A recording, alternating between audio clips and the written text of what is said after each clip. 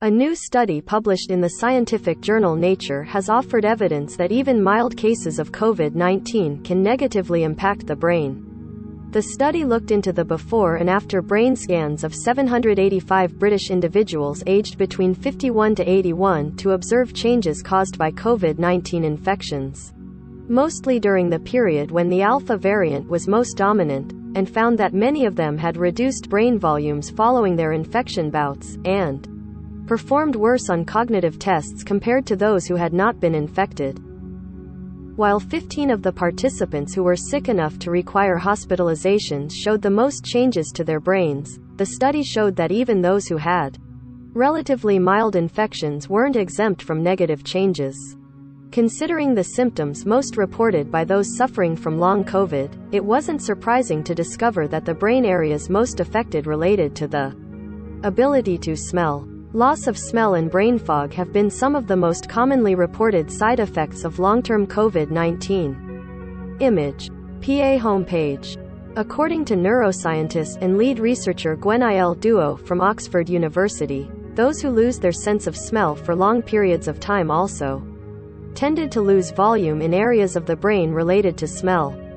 In the case of this study, the excess loss of brain volume observed was equivalent to at least 1 extra year of normal aging. The good news, however, is that those brain regions are still able to recover should the sense of smell return. It is brain damage, but it is possible that it is reversible, she said. But it is still relatively scary because it was in mildly infected people. Typically, the loss of smell is also treated as a precursor to mental illnesses such as Parkinson's and Alzheimer's, as the part of the brain linked with smell is positioned very close to the part that deals with memory.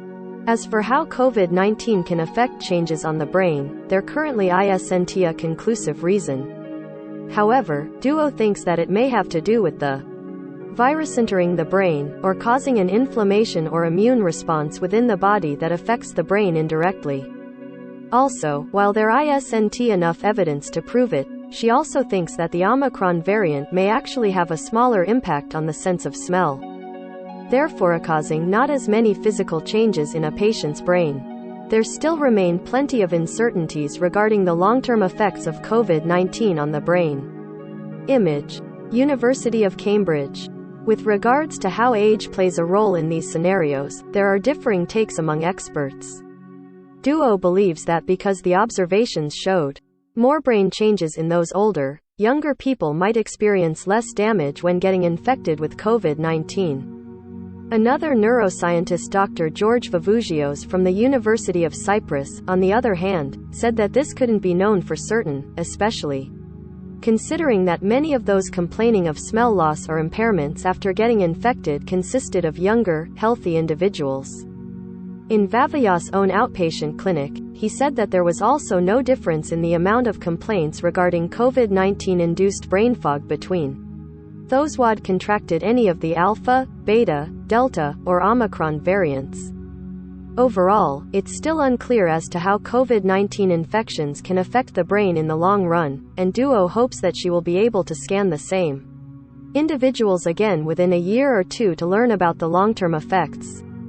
She thinks that while their brains might even completely normalize given enough time, it would still be better to not get infected at all if possible.